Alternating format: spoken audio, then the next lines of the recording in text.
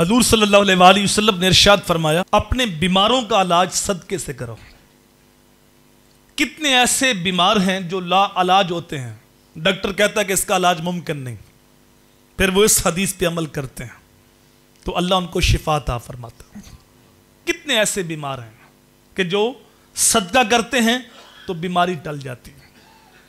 جو ایک بندے کا واقعہ، جب اس کو 2 مرتبہ ہارٹ اٹیک ہوا اور پاکستان کے اندر علاج ممکن نہ رہا تو اس نے امریکہ کا سفر کیا، اب وہاں جا کے اس نے علاج شروع کیا، دوائی کھاتا، تو ایک مرتبہ پاکستان آیا تو اس نے یہ حدیث سنی کہ اپنے بیماروں کا علاج صدقے سے کرو۔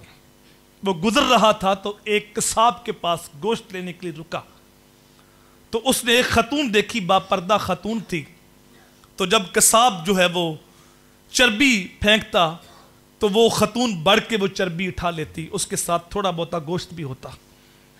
تو اس نے یہ منظر دیکھا تو اس کی آنکھوں میں آنسو آ گئے اور آگے بڑھ کے پوچھا کہ میری بہن یہ تو کیا کرتی ہو؟ اس نے نام بتایا، اس نے اصرار کیا تو اس بہن کی آنکھوں میں آنسو چھلک پڑے۔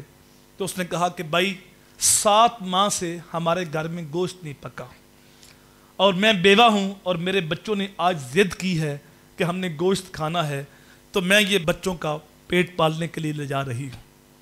تو اس نے کہا کہ اتنا گوشت میری بہن کو دے دو، اور جب یہ گوشت لینے کے لیے آئے جتنا چاہے گوشت لے جائے، اور اس سے تو نے قیمت نہیں لینی، قیمت میں ادا کیا کروں گا۔ اور جب وہ واپس پلٹا تو اس کے دل کو ایک طمانینت تھی، ایک قرار تھا، اور اس کی آنکھوں میں عجیب سی خوشی تھی۔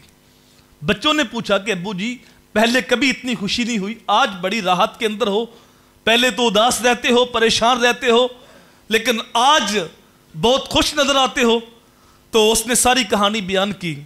تو جب وہ دوبارہ امریکہ علاج کے لیے گیا تو ڈاکٹر نے جب ٹیسٹ کیے تو ٹیسٹ بالکل کلیئر تھے، بیماری ساری ختم ہو چکی تھی۔ تو ڈاکٹر نے تعجب سے پوچھا کہ یہ کہاں سے علاج کرایا ہے؟ تو اس نے کہا میں نے دربار نبی سے علاج کرایا ہے، میرے حضور نے فرمایا ہے کہ اپنے بیماروں کا علاج صدقے سے کرو، میں نے صدقہ کیا ہے، اللہ نے بیماری دور کر دی ہے۔ تو جو صدقہ کرتے ہیں اللہ بیماریاں بھی دور کر دیتا ہے اور ان کے مال میں برکت بھی ڈال دیتا ہے۔